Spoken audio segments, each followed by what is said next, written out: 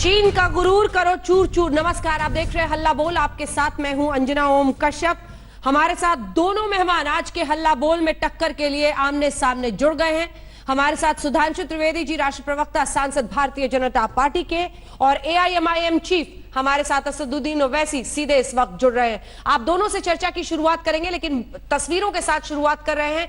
17 पार्टियों के साथ जो सर्वदलीय बैठक प्रधानमंत्री ने बुलाई है, उस मीटिंग की शुरुआत हो गई है और अब तस्वीरें उस बैठक की सामने आ रही। प्रधानमंत्री तमाम पार्टी के नेताओं से बातचीत करते हुए वीडियो कॉन्फ्रेंसिंग के जरिए 17 दल इसमें शामिल किए गए हैं और प्रधानमंत्री तमाम राजनीतिक पार्टियों को चीन के हालात पर जानकारी देते हुए, जिसमें आप देख रहे हैं राजनाथ सिंह, रक्षा मंत्री चिराग पासवान, एलजेपी के नेता, तमाम जो नेता हैं अलग अलग पार्टियों के, वो एक एक कर तस्वीरें अब सामने आ रही हैं। इससे पहले कि हम चर्चा की शुरुआत करें, आइए आपको दिखाते हैं चीन को लेकर सर्वदलीय बैठक चल रही है। प्रधानमंत्री नरेंद्र मोदी ही इस बैठक की अगुवाई कर रहे हैं। पीएम ने कहा है बलिदान व्यर्थ नहीं जाएगा। हम आपको अपनी इस रिपोर्ट के जरिए दिखाते हैं वो सवाल जो आज विपक्ष पूछ रहा है। और ओवैसी साहब जो हमारे साथ इस वक्त मौजूद हैं, उन्होंने तो बाकायदा सरकार से चीन पर 2014 के बाद व्हाइट पेपर मांगा है, हिसाब किताब मांगा है। चर्चा करेंगे, लेकिन पहले रिपोर्ट।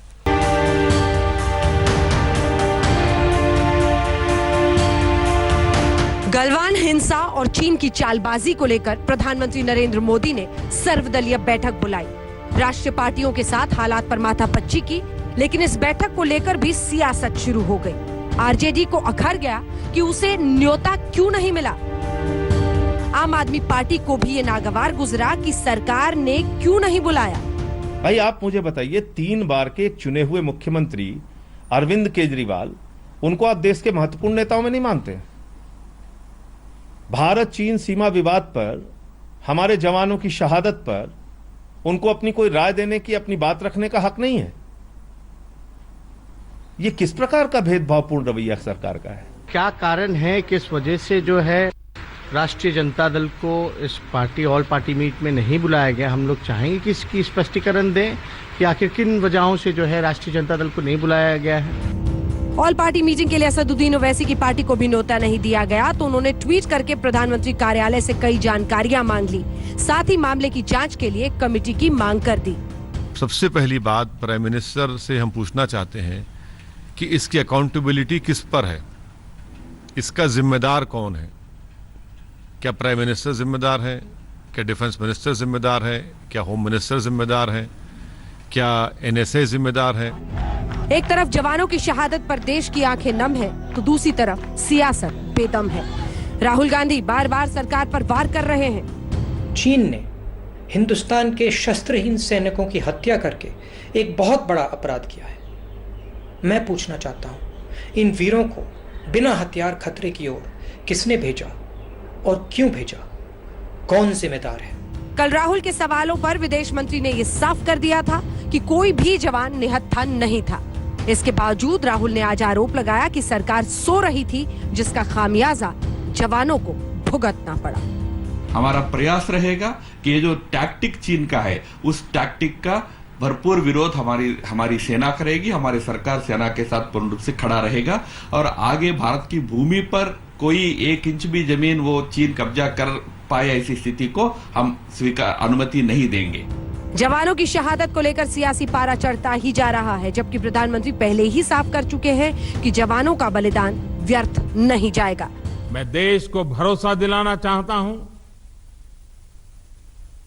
हमारे जवानों का बलिदान व्यर्थ नहीं जाएगा।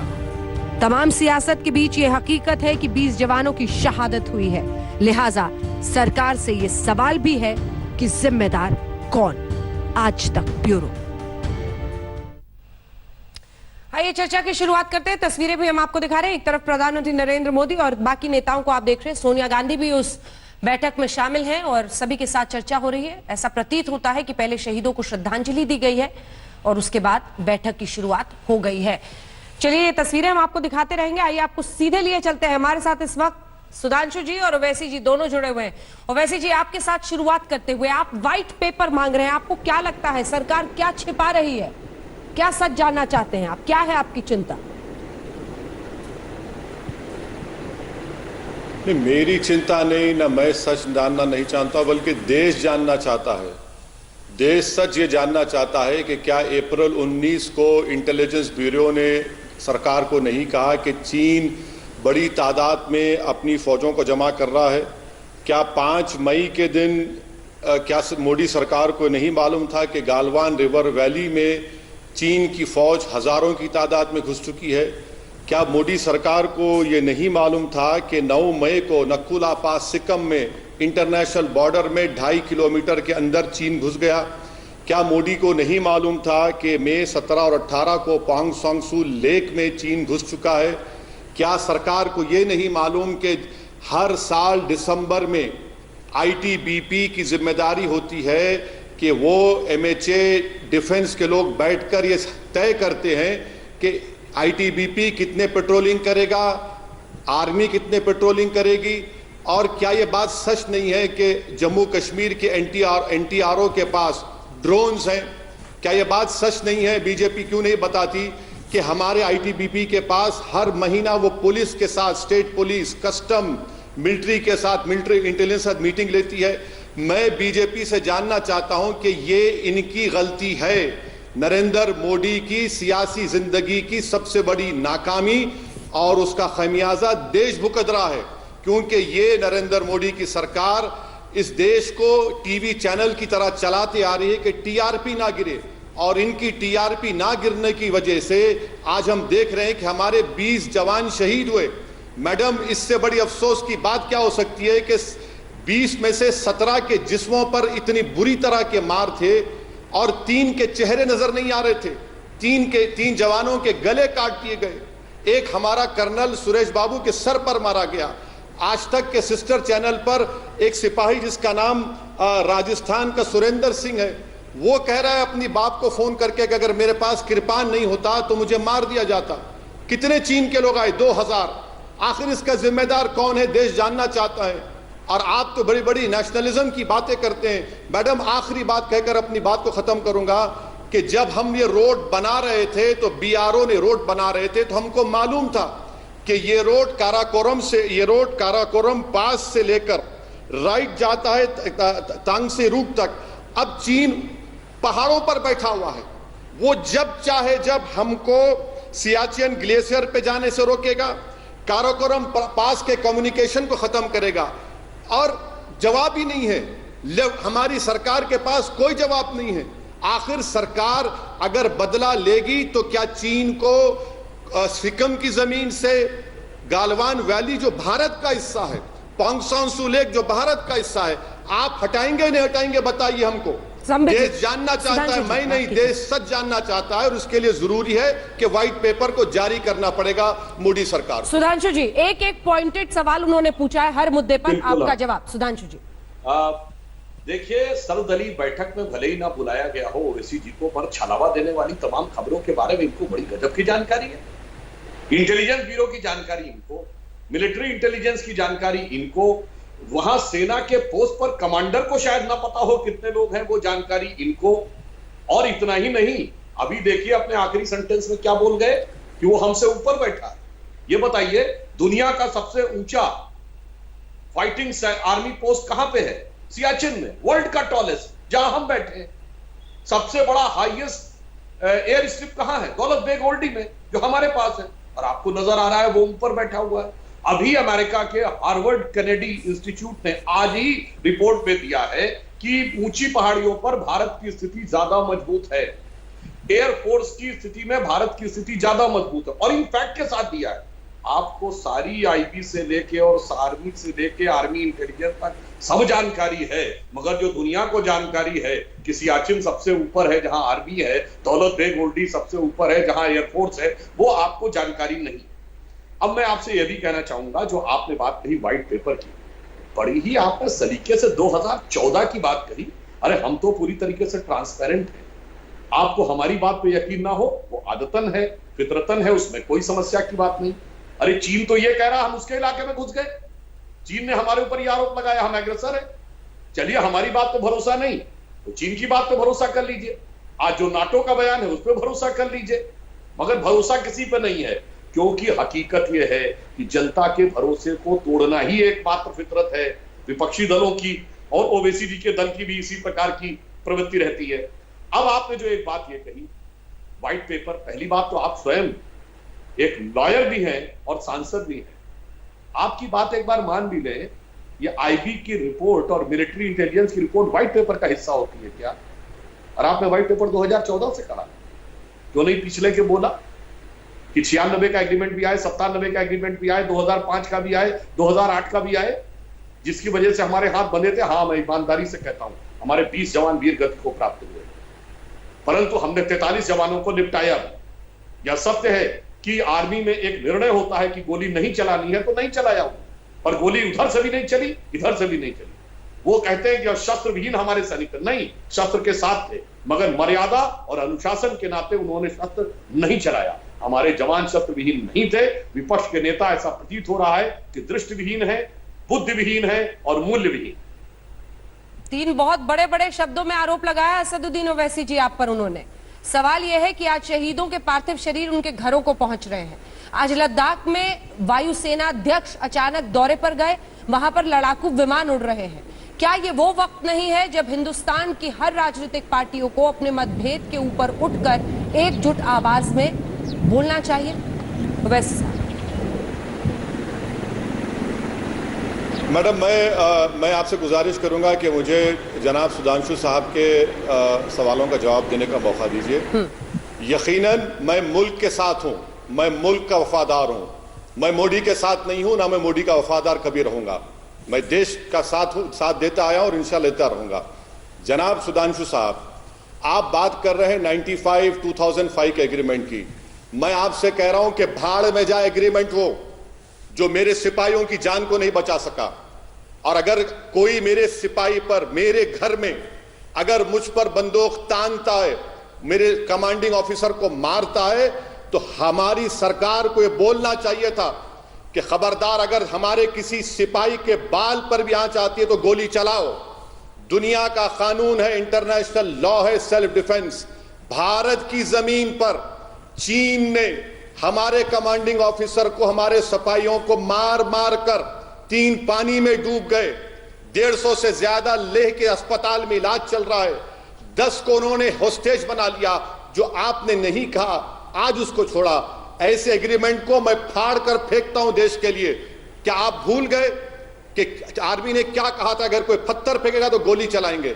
जब एक दुश्मन मुल्क का सिपाही हमारे कमांडिंग ऑफिसर पर हमला करता है तो आपकी सरकार यह कह रही है कि गोली नहीं चलाना चाहिए। सुधांशु जी, क्या हो गया आपकी हमीयत को? क्यों आप नहीं कहते कि गोली चलाना चाहिए था, मारना चाहिए था चीनियों को? और तीसरी बात, आप कह रहे हैं कि ये जो साइचन, सुधांशु जी आप ज्योग्राफी नहीं जानते, मैं आपको बता रहा हूं। चीन गालवान में बैठकर अब भारत की फौज के लिए बहुत मुश्किल हो जाएगा। Indian army access to Siachen glacier को रोकेंगे चीनी। और आप ये भी जान लीजिए कि काराकोरम पास के कम्युनिकेशन को चीन खत्म कर सकता है। मेरे सवाल का जवाब दीजिए। मैं जो कुछ कह रहा हूं, मुझे कोई इंटेलिजेंस नहीं बल्कि मीडिया में वाइडली रिपोर्ट हुआ है कि अप्रैल में आईबी ने रिपोर्ट दी और फिर मई 5 को, मई 9 को, मई 17 को ये तमाम मीडिया ने रिपोर्ट किया। आप इंडिया टुडे के चैनल पर मैप देख लीजिए कि आज भी चीन बैठा हुआ है। क्या चीन, सुधांशु जी, भारत की जमीन पर नहीं बैठा हुआ है? और क्या आप देश को ये पैगाम देना चाह रहे हैं मोदी की तरफ से कि हमारे 20 मरे तो हमने उनको 20 को मारा? सुधांशु जी, एक हिंदुस्तानी की जान की कीमत सारे चीन की आबादी से बढ़कर है हमारे सिपाही की। क्या हो गया आज आप लोगों को? क्या सांप सूंघ लिया आप लोग? ठीक है, इसका जवाब सुधांशु जी देंगे। एक सेकंड सर, उससे पहले एक सवाल है ओवैसी जी मेरा आपसे। आप कह रहे हैं कि सेल्फ डिफेंस में तो उन्हें हथियार चलाना ही चाहिए था। क्या आप यकीन नहीं मान पा रहे कि हमने भी, हमारी सेना ने भी चीनी सैनिकों को मारा है? मारा होगा तो फिर तरीके अपनाए होंगे अपने। उन सब पर चर्चा और विस्तार तो नहीं कर सकते हम टीवी पर। आप ऐसा क्यों मान के बैठे हैं कि इन्होंने वापस वार नहीं किया, इन्होंने चीनियों को नहीं मारा? मैं उस वक्त मानूंगा जब नरेंद्र मोदी देश के सामने आकर कहेंगे कि हमारे 20 सिपाही जो मारे गए, जिसमें कमांडिंग ऑफिसर था, जैसा कि अभी सुधांशु कह रहे, गवर्नमेंट ऑफ इंडिया को पीएम ने तो ऑफिशियली कहा एक्नॉलेज था करना मारते मारते मरे। पड़ेगा। पीएम ने तो कह कहा दीजिए कि था हमने सर 40 को मारा। देखिए देखिए, पीएम ने तो कहा था कि मारते मारते मरे। मैडम मेरी मारते मारते मरे तो मर गए ना, कितनों को मारा बताइए ना। उरी में हमारे 16 सिपाही मारे गए तो हमने सर्जिकल स्ट्राइक किया। पुलवामा में 40 मारे गए तो हमने बालाकोट किया।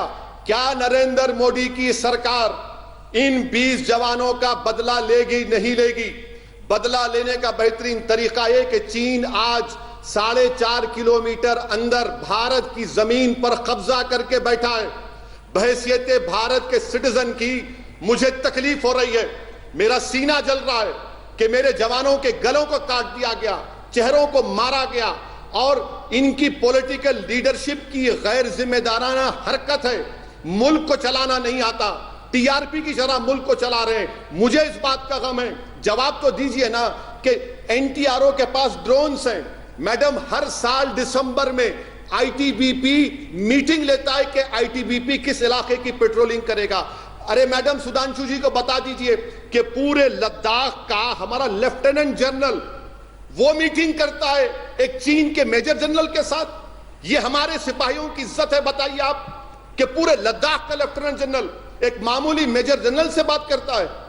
क्या हो रहा है हमारे देश में? ये ठीक है, जवाब दीजिए सुधांशु जी। लेकिन मेरा एक सवाल आपसे भी है, क्या जब पीएम ये कहते हैं कि मारते मारते मरे, हमारे पास कोई औपचारिक आंकड़ा है? ये जो आप लोग रोज आकर 43 लोग मारे गए 43 लोग मारे गए बता रहे हैं, क्या आपके पास इसकी पुष्टि है? क्या सेना इसकी पुष्टि कर रही है, सरकार कर रही है? हाँ। कौन कर रहा है? अब मैं फिर बता, देखिए अभी ओवैसी जी ने वकील और सांसद होकर ये बोल दिया था कि आईबी रिपोर्ट टेबल पे होनी। अगला वाक्य अपने पहले इस उद्बोधन में क्या बोला? भाड़ में जाए agreement. Senior member of parliament आप ये कह सकते हैं कि पिछली सरकार के एग्रीमेंट भाड़ में जाए। दूसरी बात, हाँ बिल्कुल सही बात है, हथियार लेके गए थे, एक गोली उधर से चली होती तो गोलियों की बौछार हो जाती।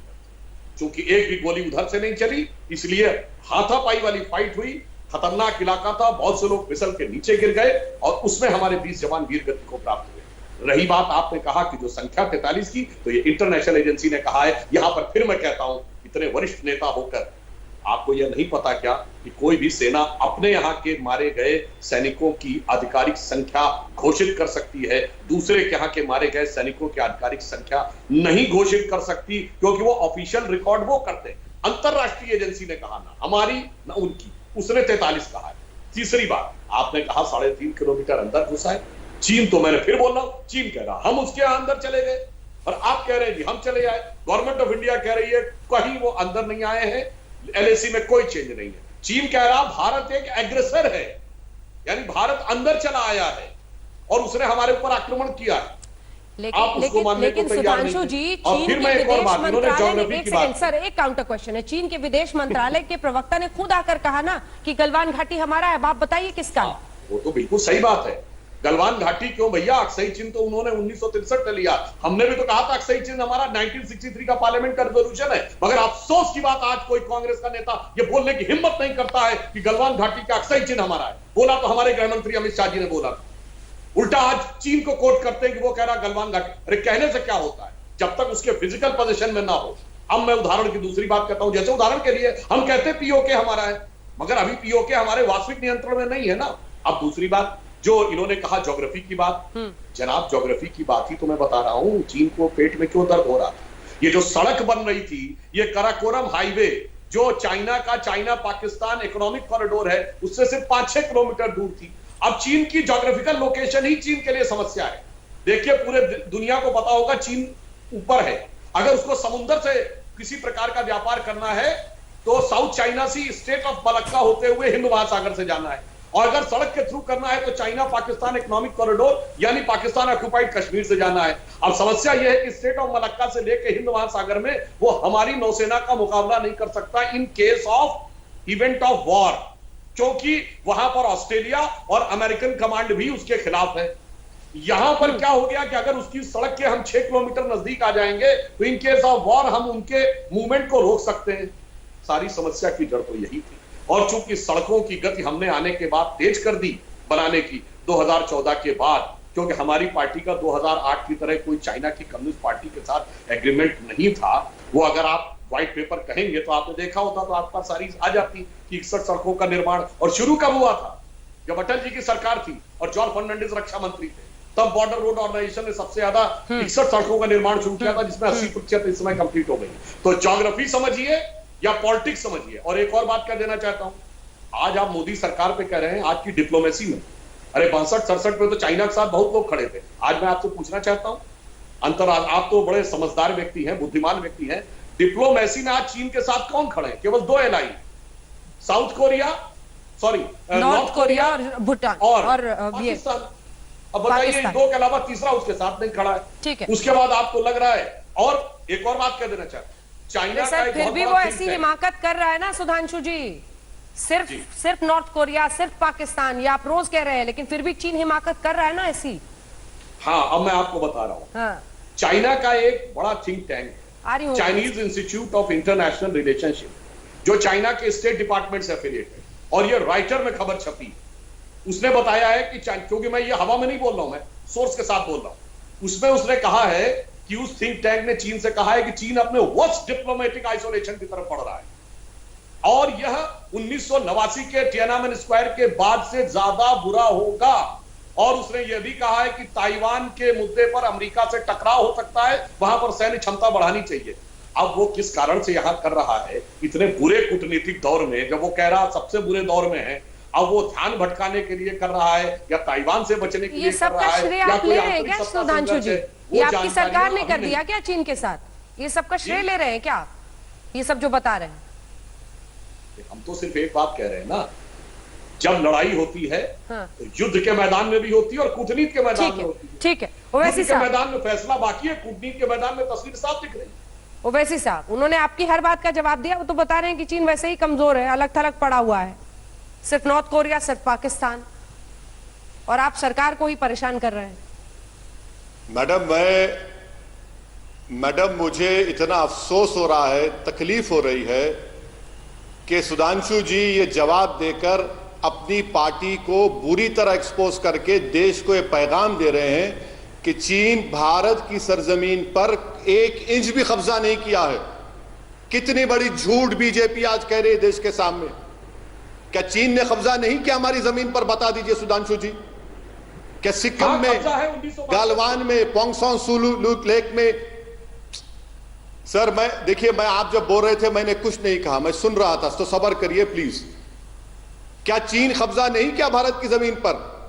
आप अभी अपना जवाब सुन लीजिए। आपने कहा कि चीन कब्जा नहीं किया, चीन कह रहा है कि हम घुस गए। तो फिर प्रधानमंत्री ऑल पार्टी मीटिंग क्यों बुलाए? चाय भी नहीं पिला सकते?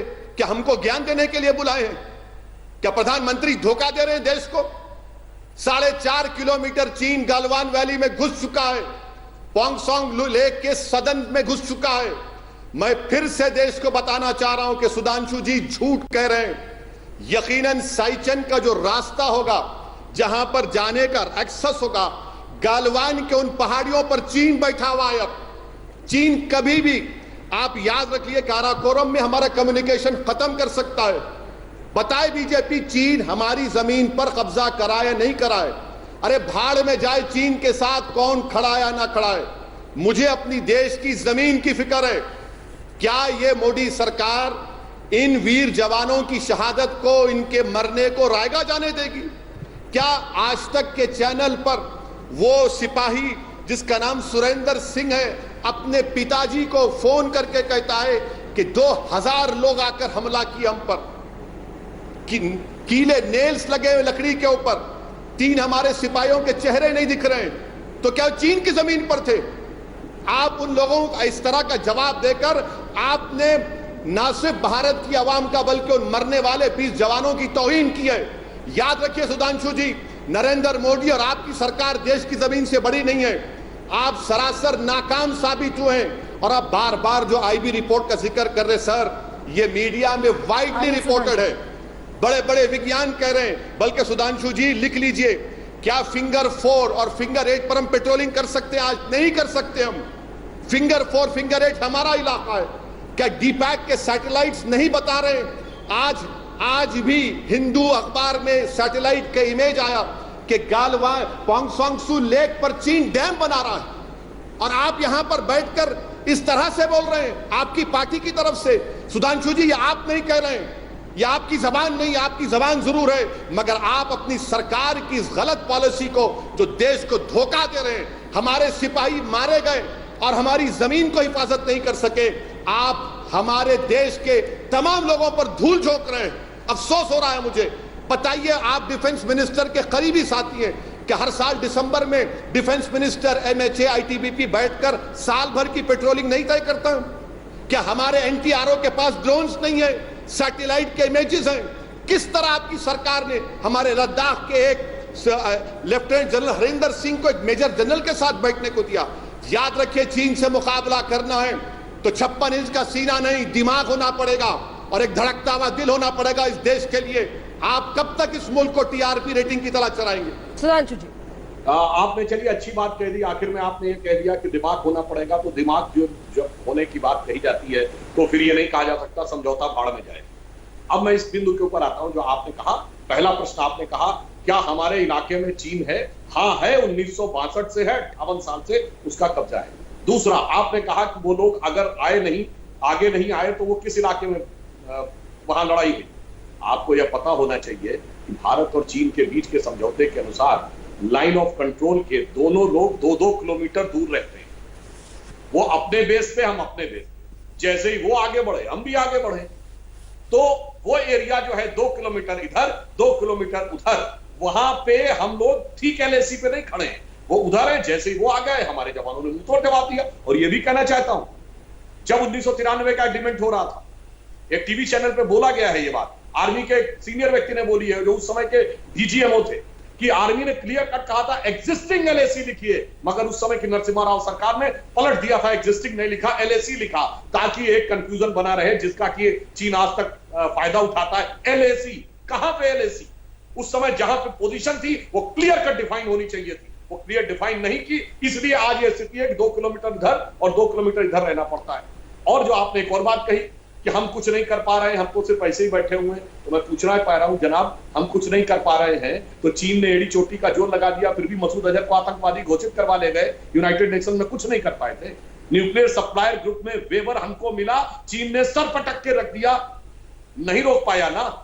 मिसाइल टेक्नोलॉजी कंट्रोल रिजीम में हम शामिल हो गए, चीन शामिल नहीं है, नहीं रोक पाया ना। 370 पे सर के बल खड़ा हो गया, संयुक्त राष्ट्र संघ में प्रस्ताव नहीं ला पाया ना। और अफगानिस्तान और बांग्लादेश जैसे बड़े मुस्लिम देश हमारे साथ खड़े हो गए ना, नहीं रोक पाया ना।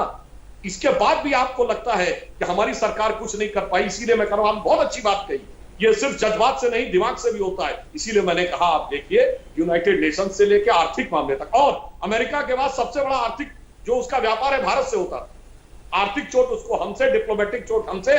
कोविड को लेकर आज सबसे बुरी प्रतिष्ठा की स्थिति चीन की। और इतनी चीजें देखने के बाद यदि आप जैसा दानिशमंद व्यक्ति यह न समझ पाए और यह कहे कि ना कुछ सरकार ने किया है, मतलब एनएसजी, एमटीआर और मसूद से लेके, और ना कुछ हुआ है कोविड से लेके, ठीक है, ओवैसी साहब इसका जवाब देंगे, लेकिन इसके पहले एक जवाब मेरा भी दीजिए आप सुधांशु जी। जिस 1996 की संधि का आर्टिकल 6 का आप जिक्र करते हैं, देखिए अभी भी चीन ने कई मोर्चों पर अलग अलग जगहों पर इस तरह की स्थिति पैदा की है। सरहद बहुत लंबी है जो हम उसके साथ शेयर करते हैं। ये संधि और ये आर्टिकल रद्द करने के लिए आपने कोई कदम उठाया है या नहीं? क्योंकि अभी भी सतर्क रहना जरूरी है। ऐसा तो नहीं होगा कि ऐसी कोई भी हादसे के सामने फिर यही बात दोहराई जाएगी कि 1996 आर्टिकल 6 और ये हुआ। देखिए, जब कोई युद्ध जैसी स्थिति उत्पन्न होती, जो कि 15-16 के बाद उत्पन्न हुई तनावपूर्ण स्थिति, निश्चित रूप से यदि इसका समाधान नहीं निकलता है और चीन ज्यादा टकराव की स्थिति लाता है, फिर आर्टिकल्स के बारे में भी विचार होगा। बिल्कुल, जैसे याद करिए 1948-49 का जो वो था कि जनमत संग्रह कराएंगे, 72 के शिमला समझौते के बाद बात खत्म हो गई। 99 में हमने जब लाहौर डिक्लेरेशन का खत्म, उसकी बात खत्म, तो हम वो किसी भी कीमत पर समझौता नहीं होने देंगे। मगर रंजना जी, ये तो बताइए ना, जब सेना कह रही थी कि समझौते में ये लाइन होनी चाहिए, जो विदेश मंत्रालय ने हटाई, वो लोग आज खड़े होकर हमसे सवाल पूछते हैं। और तो और आज हमसे ओवैसी साहब कह रहे हैं 1958 में हमारे इलाके में 300 किलोमीटर सड़क बनाई, 300 किलोमीटर, और उसके बाद अप्रैल 1960 में चाउ इनलाई को बुला के सम्मानित किया, और वो कह के ये गया कि हम नहीं मानते अक्साई चिन्ह हमारा है। और ये नेहरू जी ने अप्रैल 1960 में राज्यसभा में बयान दिया कि वो नहीं मान रहा है, और वो कह रहा है जवाब लेते हो वैसी साहब से। उसके बाद दिसंबर 1960 में संयुक्त राष्ट्र संघ में चीन की सदस्यता की वकालत की। गजब की आर्थिक नीति थी। चाउ इनलाई भी हमारे थे और दलाई लामा भी हमारे थे। ओवैसी और साहब आज खड़े होकर हमसे पूछ रहे हैं। ओवैसी साहब, आपकी पॉलिटिक्स को सूट करता है 2014 के बाद ही चीन ने क्या कुछ हथियाया, कहां दिक्कत हुई, ये सब जानकारी हासिल करना, या 2014 के पहले भी की भी जानकारी आप हासिल करना चाहते हैं? हालांकि सुधांशु जी, आपका ये क्वेश्चन ही मतलब गिर जाता है जमीन पर। मोदी जी कैसे 2014 के पहले की जानकारी देंगे?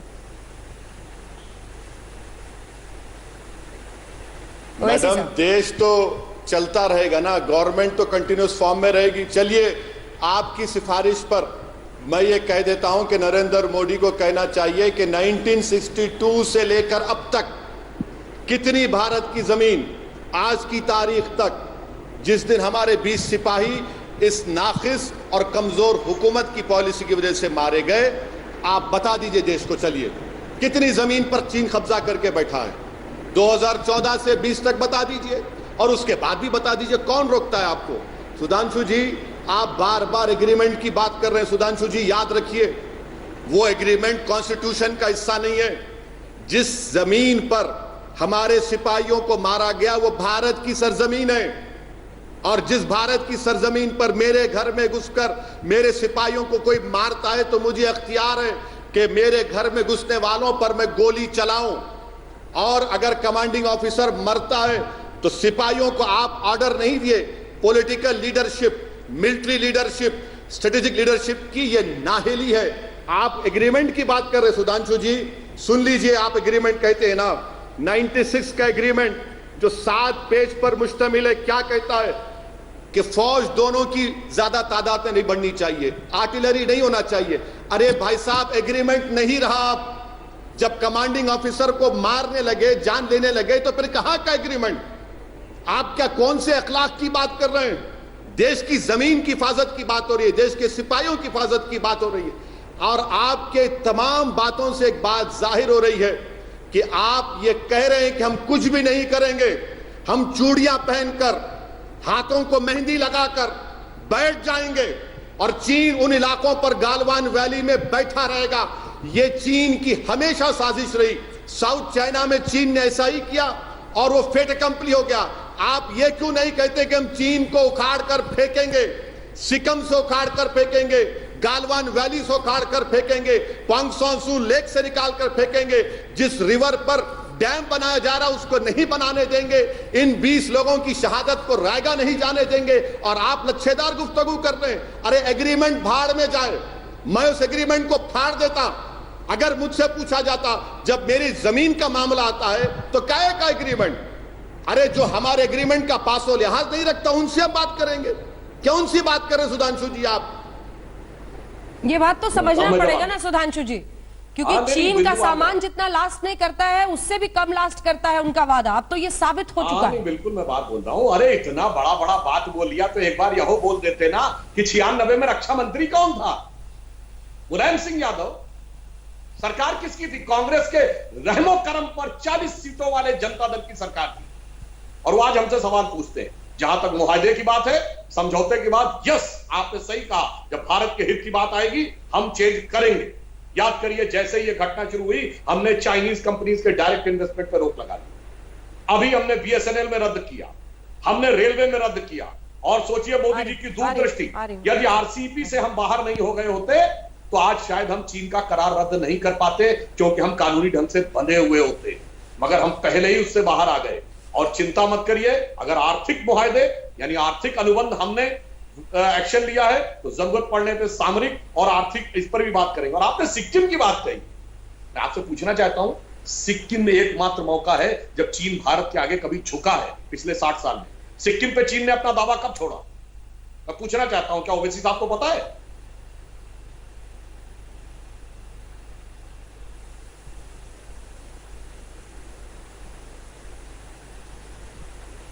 यदि इन्हें नहीं पता तो मैं बता देता हूं। 2003 में अटल बिहारी वाजपेयी जी की बीजिंग यात्रा के दौरान चीन ने सिक्किम पर अपना दावा छोड़ा। ये भारत और चीन के इतिहास में 1962 के बाद इकलौता मौका है जब चीन पीछे गया। और जो मैंने अभी मसूद अजहर, एनएसजी और ये वाली बात बताई, मिसाइल टेक्नोलॉजी कंट्रोल रिजीम, ये मोदी जी के दौर में है जहां पे चीन मात खाता हुआ दिखा। बस इसके अलावा तो हमेशा चीन जलवे से चढ़ा ही रहा है। आर्थिक मोर्चे पर जिस तरह के कदम उठाए जा रहे हैं उसको घेरने के लिए, उस पर आपने हाथ उठाया था, वहां पर क्या दिक्कत है? सरकार उस तरफ बढ़ रही है वैसे साहब। मैडम, मैं एक बात पूछना चाहता हूं सुधांशु जी से। मैं जो फिगर्स दे रहा हूं वो director general of foreign trade के हैं।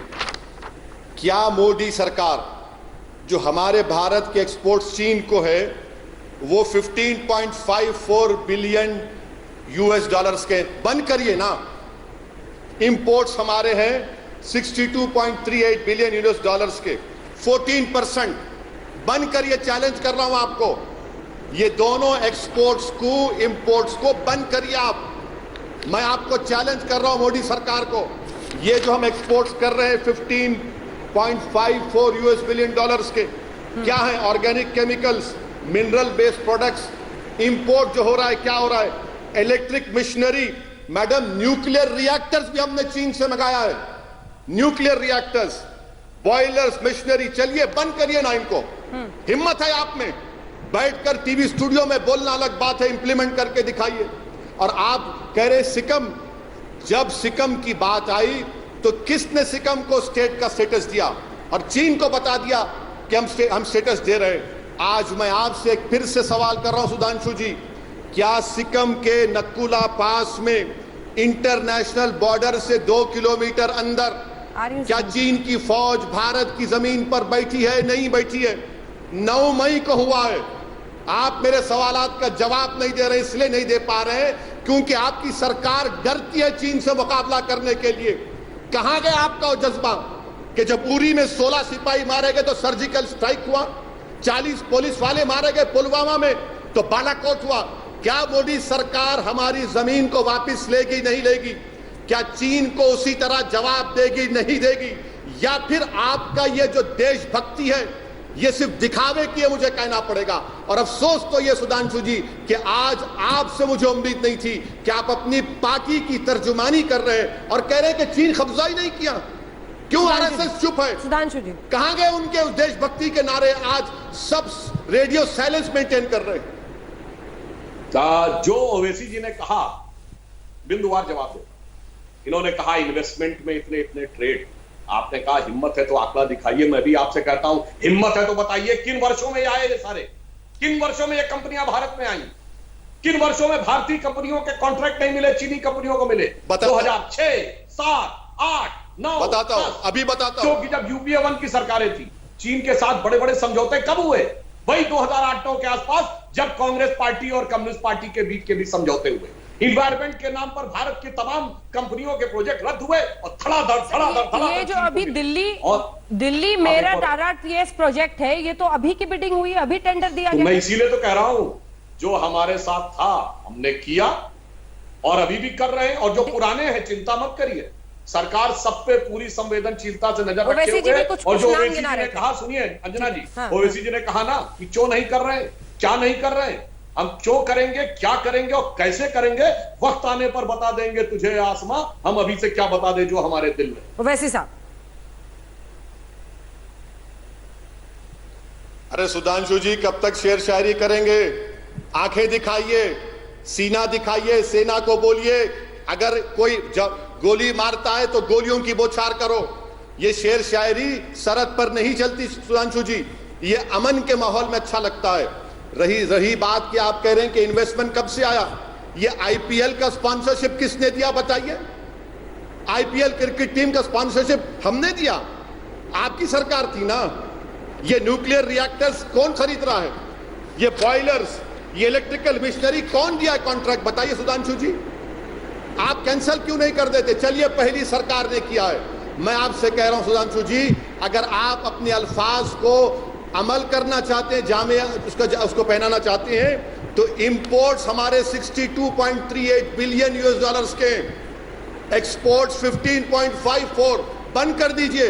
मैडम, मैं आपसे भी कह रहा हूं, अगर ये सरकार ऐसा काम करती है तो मैं पहले आकर आज तक में सरकार को मुबारकबाद देगा, और जब ये होगा तो कई टीवी स्टूडियो में इक्विपमेंट ही नहीं रहेगा। सुधांशु जी, आप जंग की बात करते हैं, मैडम मैं आपको जिम्मेदारी के साथ कह रहा हूं कि हमारे वॉर रिजर्व्स, अगर जंग होती है चीन के साथ तो सिर्फ 12 दिन के 12 दिन के माउंटेन कॉर्प्स को आपने उसको शामिल नहीं किया आर्मी में। क्या बोलते 65,000 करोड़ लगेंगे। अगर माउंटेन कॉर्प्स आज होता तो चीन का पीएलए हिम्मत नहीं कर सकता था। हमारे वॉर रिजर्व सिर्फ 12 दिन के, 6.5 साल से आप लोग क्या कर रहे हैं बताइए ना। ठीक है मैं बुरा आदमी हूं, आप दूध के धुले, दुनिया के सबसे बेहतरीन आदमी मोदी और ओवैसी गंदा है, मगर जब देश की जमीन की बात आ रही तो गंदा आदमी खड़े होकर एक वजीर आजम से उसकी सरकार से पूछ रहा है कि क्यों खामोश बैठे हैं आप, क्यों चीन का नाम आते कि आप खामोश हो जाते हैं। आप चीन को बुलाकर झूला झुलाए, क्या हुआ, कितने मर्तबा आप मिले, वुहान स्पिरिट, ममलापुरम स्पिरिट, कहां गया सब ये देश जानना चाहता है। सुधांशु जी ठीक है, सुधांशु जी जवाब। देखिए जो इन्होंने बात कही, सबसे पहले वाक्य में कहा आईपीएल प्राइवेट संस्था। जनाब आप बोलना भूल गए कि आईपीएल का चेयरमैन कौन था, किस पार्टी के थे, छोड़िए उस बात। आपने कहा कि आप सवाल पूछ रहे हैं, आपके सवालों को हम पूरी इज्जत के साथ जवाब देते, और ये पहला सवाल होता तो ना। आपके तो हमेशा ही सवाल ऐसे रहे, आतंकवाद का मुद्दा हो तो सवाल सरकार से, सर्जिकल स्ट्राइक हो तो सवाल सरकार से, बालाकोट हो तो सवाल सरकार से, चीन का मामला हो तो सरकार से। तो आप तो फितरतन आदतन सरकार के खिलाफ ही बोलते हुए लगातार नजर आते हैं। और हमारे सामने जानते हैं एक और भी समस्या है बहुत बड़ी। अंजना जी आपको पता है कि लेह का काउंसिलर क्या बोलता है, मोदी जी के बारे में अनाप शनाप बोलते हुए वीडियो आ रहा है और कह रहा है 133 किलोमीटर हमारे अंदर आ गए। कांग्रेस के नेता सलमान सोज क्या बोलते हैं कि आज गलवान घाटी जो गुलाम रसूल गलवान के नाम पर था, कट्टर हिंदूवादी उसको बचाने में लगे। क्या बदतमीजी है ये। कांग्रेस के सांसद हुसैन दलवैये बोलते हैं कि बिना हथियार को लड़ने के तो आरएसएस की शाखा लगा रहे हैं क्या वहां पर। इस ढंग के एब्सर्ड बयान इस युद्ध के समय में मैं चुनौती से कहता हूं। 2013 में जब दौलत बेग गोल्डी हुआ था, मार्च अप्रैल में हमारे किसी नेता ने कोई सवाल नहीं पूछा। 1987 तवांग जिले के एपिसोड में किसी ने सवाल नहीं पूछा। 67 में नाथुला में हुआ, किसी ने सवाल नहीं पूछा। और 62 में तो जनसंघ तो छोड़िए, आरएसएस ने इस कदर समर्थन किया कि नेहरू जी का ऑन रिकॉर्ड बयान। तो देश के साथ हम कैसे खड़े रहते हैं विपक्ष में और कैसे खड़े रहते हैं आप लोग, ये देश देख रहा है। ठीक है, कंक्लूडिंग रिमार्क का वक्त है, सिर्फ एक दो लाइन में जल्दी से। वैसे जी चूंकि आपने हाथ उठाया था, सवाल यह है कि अभी तो मुझे लगा कि आपने उरी पर और पुलवामा पर सरकार की प्रशंसा की, क्या चाहते हैं आप, मतलब चीन के साथ बिल्कुल सेना को छूट दे दी जाए और आर पार की स्थिति हो। अरे मोदी ने कहा था ना मैंने सेना को पूरी छूट दे दी। हाँ, क्या सेना को छूट दिए हैं आप, जो गोली नहीं चला पा रहे? सुधांशु जी कह रहे हैं हम गोली नहीं चला सकते। ये इसीलिए तो कह रहा हूं कि मोदी की सबसे बड़ी फेलियर है ये। और आप कंक्लूडिंग रिमार्क्स की बात कर रहे हैं, सुधांशु जी कह रहे हैं टेररिज्म। अरे देवेंद्र सिंह, वो पुलिस का डीएसपी जो हिजबुल मुजाहिदीन के टेररिस्ट को लेकर गाड़ी में दिल्ली को ला रहा था भारत के लोगों को मारने के लिए, आपकी सरकार चार्जशीट नहीं डालती है और उसको बेल हो जाती है। एक महिला जो हामिला है उसको बेल नहीं देते। ये आपका टेररिज्म के ताल्लुक से है। आप चीन के इंपोर्ट एक्सपोर्ट पे जवाब नहीं दे रहे। स्टैच्यू ऑफ यूनिटी में क्या चीन से मटेरियल लिया सुधांशु जी? छोटा सा एकदम बस 2 लाइन का जवाब सुधांशु जी, वक्त की बहुत कमी है। क्या करेंगे उसको, आप लगा के रखेंगे उसको? आपकी सरकार नाकाम साबित हुई है। देवेंद्र सिंह को बेल मिल गई है सर। आपके जवाबात से नजर आ रहा है कि आप चीन से समझौता कर चुके हैं। मोदी चीन से समझौता कर चुका है इस मामले में, गालवान से पंगसंगसू लेक की जमीन पर। सुधांशु जी वाह भाई वाह, जिनका ऑफिशियल समझौता है जिस पार्टी का, उसके लिए तो बोलने के लिए आपकी जबान निकली नहीं। और जिनके लिए ग्लोबल टाइम्स ने मोदी जी के बारे में अनाप शनाप अपशब्द बोले हैं और उन्होंने कहा है कि भारत के साथ हमारे जो लड़ाई होगी तो मोदी को सत्ता से बाहर करेंगे। उन्होंने कहा है हिंदूवादी फोर्स को सत्ता। वक्त की बहुत कमी है सर, ब्रेक मुझे लेना ही पड़ेगा। हम एक छोटे से ब्रेक के लिए रुक रहे हैं। आप दोनों का धन्यवाद हमारे साथ हल्ला बोल में शामिल होने के लिए। देश दुनिया की बाकी खबरों के लिए देखते रहिए आज तक। हम लौट रहे हैं। नमस्कार, मैं हूं अंजना ओम कश्यप। हमें उम्मीद है ये वीडियो आपको पसंद आया होगा। लेटेस्ट खबरों के लिए यूं ही देखते रहिए आज तक, और इस वीडियो के पसंद आने पर लाइक, शेयर एंड सब्सक्राइब करना ना भूलें।